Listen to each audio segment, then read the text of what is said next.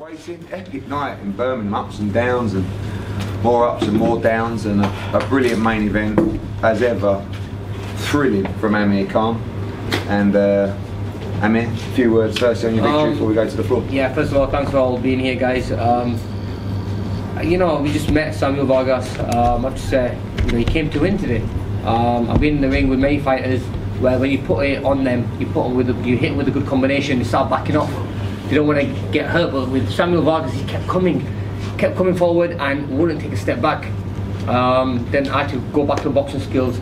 I caught him early in the fight, put him down. Then he put me down with a shot which I just didn't see. Got over the top with the right hand. He hit me and got straight up. I wasn't buzzed.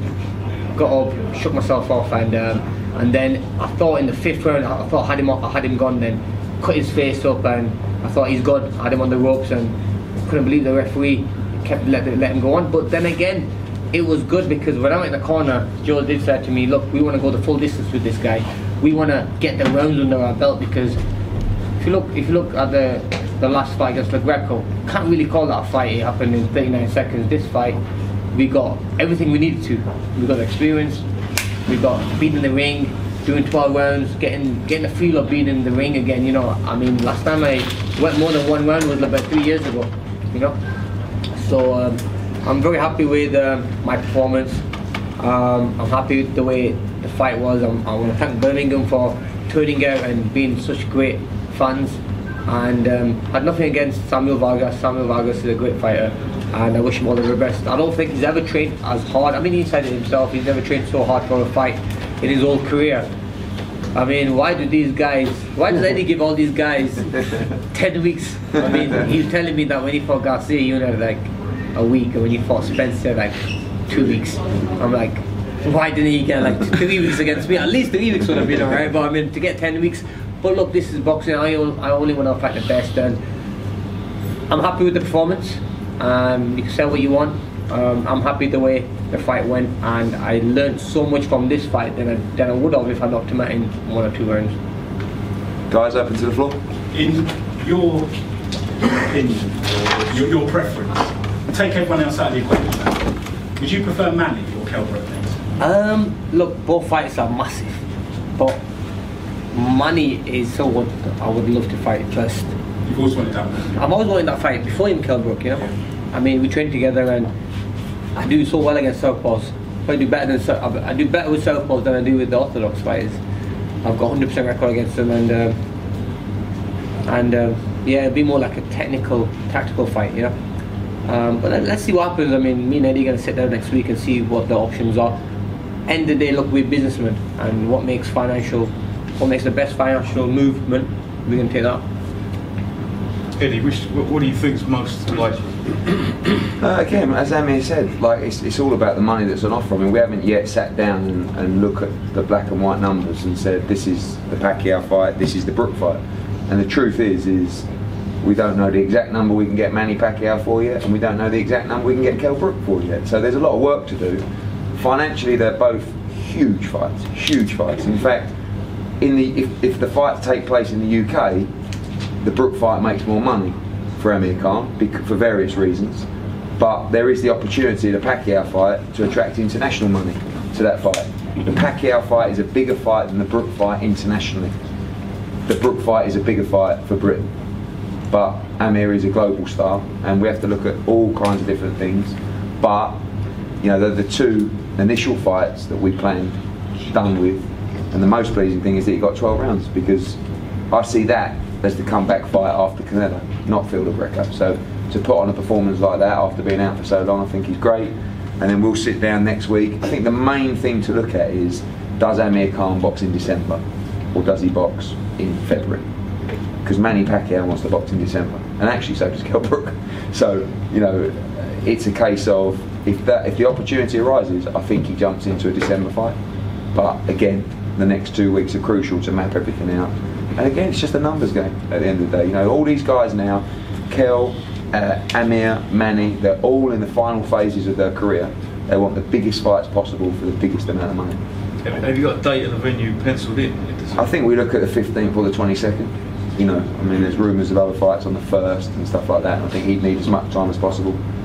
But, you know, I think Millennium Stadium is an option, Vegas is an option, you know, Dubai, Abu Dhabi, you know, these places have always rumoured to come up with money for fights. They haven't yet materialised, but one day they will. Amir, Garcia fights Porter tonight as well. Would you consider one of those after this? Yeah, I mean, if it makes sense, definitely. And it'll be for a world title. I would love to see that fight as well, if that option came. Who would you pick? In that fight, I got Garcia winning. I mean, we have a bit of history, so I like to fight a Garcia fight. Good stuff. Joe, second fight with Amir. How do you assess his performance tonight? I don't think there's any denying that he thoroughly outboxed, you know, Sammy Vargas tonight. It looked like he was going to have Vargas out in the first round, and I was going, oh no, not again. Here we go. And you know, 2 rounds of fighting over the 2 fights. You know, you do want your fighter to get some rounds in. You know, get the rust off, because you know he was out for quite a while. Now, I think he had it going his way so easily in the first round, and part of the second that he just let his guard down in the second round. Other than that punch, you know, there was really not much of consequence that Vargas was able to do to him, and he came very well prepared, and we knew it, and we trained hard. We trained as if we were fighting the toughest guy in the world.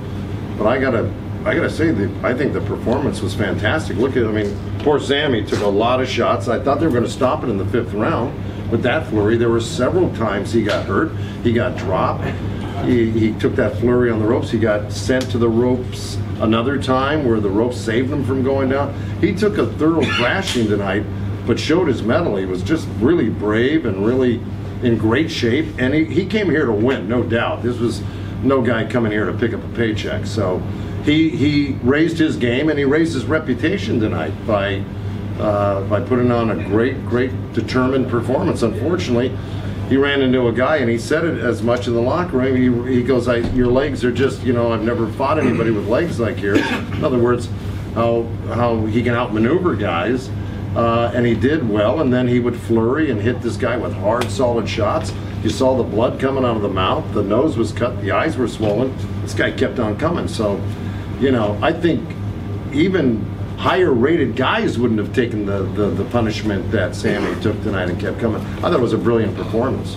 Joe, 2 questions. What went through your mind with the early knockdown when Amir got knocked out? And what did you tell him? I did not panic in the least, because it's, you know, when you train like he did, he ran 6 days a week for 10 weeks, okay? He was in the gym 6 days a week for 10 weeks. And I've been in fights before where guys get clipped with good shots, and they go down. They go down hard, but they get up strong, and that's exactly what happened. You know, he got clipped with a good shot because he got a little complacent. You know, he had it going his way, and you lose that little bit of concentration. A guy can sneak one in on you, and that's exactly what happened. And that was the last time a big shot hit him like that during the course of the night. So, but Amir got up strong, clear-headed. We were conversing in the corner about what he had to do, and Amir remembers exactly what happened. So it was not something that took him an out-of-body experience. He got knocked down. He got right back up to the count of 3, and was fine. Yeah. Amir, you've said that your next fight you want it to be a big one. How likely is it that could be the last fight of your career? Nah, I mean, look, I still got love for the sport. You know, I take every fight step at a time and fight. I mean, I have had a lot of wars. I've had 37 fights. Sometimes forget how many fights I've had. So, you know, let's see what the next option is. Have that fight, see how I feel after that fight, and then just take it from there. Really, I'm not saying 1 fight I'm done. After 2 fights I'm done. So I don't know exactly. I just want to know how I feel. You know, I still love training. I still love to learn. I still want to be the best. I still want to fight the best. I mean, that's where I am. But what is there left for you to achieve? You know, I want a super fight. I like a super fight with a massive name. I love a stadium fight. There's names out there like Brough. There's names out there like Pacquiao.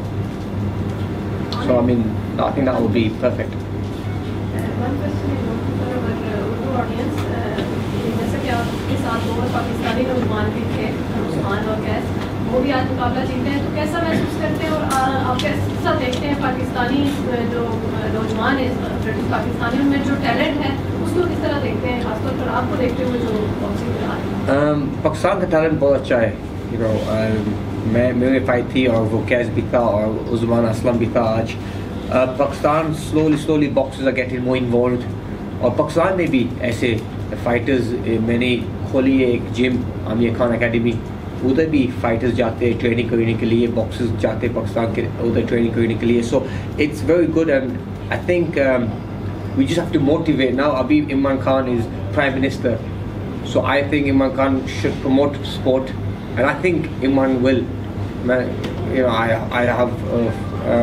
I really think he will promote because वो भी sportsman है ना, so I think हमको बस boxing academies और खोलने उधर पाकिस्तान में, मेरी वो बॉक्सिंग लीग शुरू होगी इंशाल्लाह फरवरी और इंशाल्लाह उसके बाद हम देखेंगे। पर आज देखो यूके में कितने पाकिस्तानी बॉक्सर्स हैं, पाकिस्तान में भी ऐसे होना चाहिए। Ed, do you want to translate? I thought he was spot on. I agreed with every word. Eddie, does the recent DAZN USA deal make a fight over in the USA more likely now for Amir? Well, it's great news because when Amir signed with us, we didn't have a US deal, so he's in a great position in that respect. And it's good for us as well because Amir's a big name in the States, so he has the opportunity to box wherever he wants. There's a stadium fight in the UK. There's a Vegas fight. He's done that already. He hasn't done the stadium fight in the UK. Manny's not mad on the US fight for various reasons. But I think right now every single option is open. An international fight, the Millennium Stadium, Vegas. And we've got the money to put it up in the States. We've got the money to put it up in the UK. What's got a box office here, of course. And it's going to do huge numbers. Emma, are you motivated by winning another world title, or is that a secondary consideration? Yeah, under Joe Goosen. That's what we want. We want another world title fight. And looking at the rankings, there are some great champions in the 147 division. I've been there, I've been a world champion before, winning 2 world titles in the division, so I'm sure I can do it again. And but yeah, I'm only going to get better myself as well. Having 2 years at the ring for any fighter would be hard to get back into it. Now I want to get back in the flow again. I want to get back in the rhythm. And look, fight for a world title, I bring a lot of money to the table when I fight, even in America. So if I fight a Garcia or a Porter or a Thurman or a Spence, I think that will bring big money to the table, and those fights will take those fights. Amir, you've also said that you're a businessman as well as a boxer. Are there any circumstances you'd consider at boxing at super welterweight? No, I made that mistake before. Look, I made the 140. There's no big fights up there anyway. Yeah. The welterweight is the division. If you look at still in the world, the welterweight division is still the #1 division out there. It's got all the biggest names there. I don't want. I'll make 147 quite easy, even though I take my boxes off. I just think our scale. I think your scales are right. You used a set of bathroom scales. We had a calibrated set of scales. Who do you think was right or wrong? Man, look, I was waiting. I'm putting 2 under. By Joe. To the mosque. I went to the mosque and. No, were we not right on You should have had that burger on the way to the wine. And I was quite shocked when I saw. I thought, is Eddie? I know. Is he making me a 154 fight? He trying to push me up to 150 to fight Kell Brook. I wanted to say, look, he's overweight. He can't make 140. I mean, overweight now. You might as well move up to the division above. But look, we made it. Luckily, I had to take my boxes off and my socks off, and I was that confident that I left my socks on when I jumped to the scales. I thought I'll probably be bang on. But anyway, we still made the weight, and it's probably been about 3 years, over 3 years since I last made 147.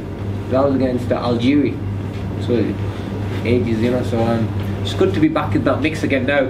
Go back in the rankings and see where they put me in. So Eddie, on the basis of what Amir's just said there, what do you say to Kell Brook?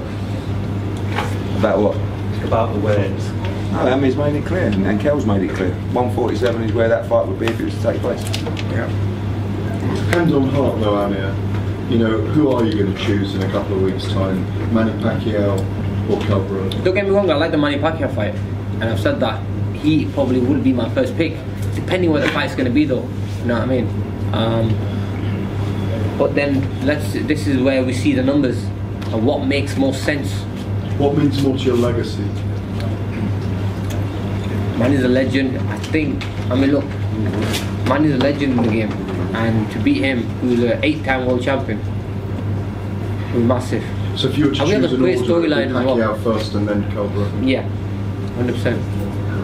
I think there's a strong possibility we may work with Pacquiao anyway, so there is that triangle that might make sense, you know, where we could say to everybody, you know, this is the fight, taking the winner gets him, you know, and then everybody knows that if you win the fight you have 2 super fights, and if you lose the first big super fight you sail off into the sunset. So you've got the trifecta going on, yeah? The trifecta.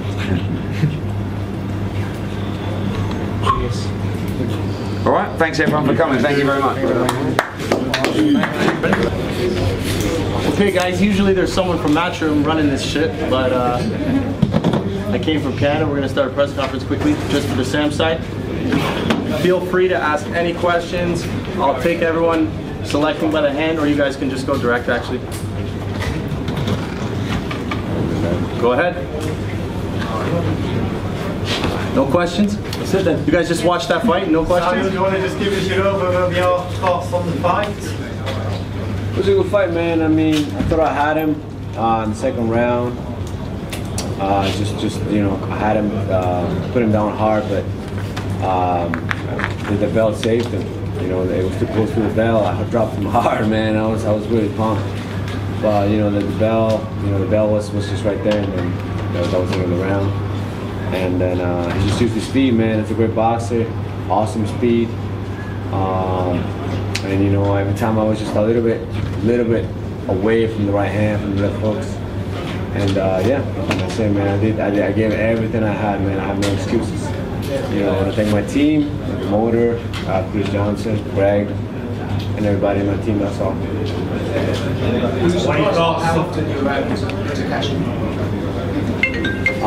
Yeah, I mean, I didn't think it was gonna be that easy. You know, considering I'm facing against a former world champion or Olympic medalist, I thought it was gonna be a lot more work. But you know, it happened, and you know, after that, I heard him a couple of times, and then he just, you know, he had to do what he had to do, and that was box. So. Samuel, what are your thoughts on the scorecards? They were quite wide. I mean, look where I'm at, man. This just not. I'm not here. I'm not gonna get a decision here, so I'm not. I didn't even listen to the decision, to be honest. I don't even know what it is. Samuel, how's your training with Chris gone from your previous last 2 fights? Oh man, as you've seen, like I was in tremendous shape, man. Tremendous shape. You know, I started boxing with Chris when I was 16 years old, all the way, you know, and then we all the way to 13-0. Then we parted ways, and then we're back now for this fight. So you know, when you look back, you know, you think, you know, what if I would have stayed with him the whole time? You know what I'm saying? Like, I mean, I did a couple of technical mistakes in the fight that maybe I got hit too much, or maybe I fought with too much balls, or you know, in the heat of the moment. But you know, things that we can correct, right? And but you know, this training camp with him was amazing, man. And you know, like I said before, you know, happy to have him in my life. That's all.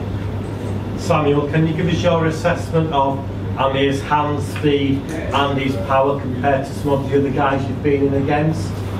Hand speed is really fast. Well, I must say he's fast, and he's got really good feet. You know, he gets on that bike and he just goes. You know, but hey, you know, you know, can't hate on him. You know, he's a good mover. But as for his power, you know, I'm here, I'm smiling. Chris, first time back with him. What do you think? I mean, like, this are moments we spoke about when he was 16 years old, just coming into the sport, right? That one day you're going to be at this stage. And when I came back in 6 weeks ago to train him, it was like we never left. It was just, we just connected. And like I told Lee after the fight, I wish I would have had just a little bit more time with him, you know, rather than 6 weeks, you know. But it is what it is, and I just think that a fighter like this has so much heart and commitment to the sport. Like, it's so easy to teach him, and he listens to everything you tell him to do. So it's like a pleasure for me to come back, and you know, this training camp, even with his promoter Lee Baxter, it was just a tremendous training camp. Everybody was cool and relaxed, and we came out here and did what we had to do. So. Samuel, Amir mentioned that he's interested in fighting Manny Pacquiao next. Just in your opinion, how do you think that he would do against someone like him? We'll have to answer. I mean, I think Pacquiao's power is just too much. It's just, you know, I think Pacquiao stops him. No disrespect.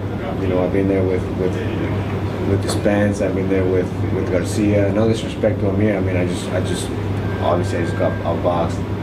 No disrespect whatsoever, but I think Pacquiao is just a dangerous guy. It doesn't matter how old he is. And I think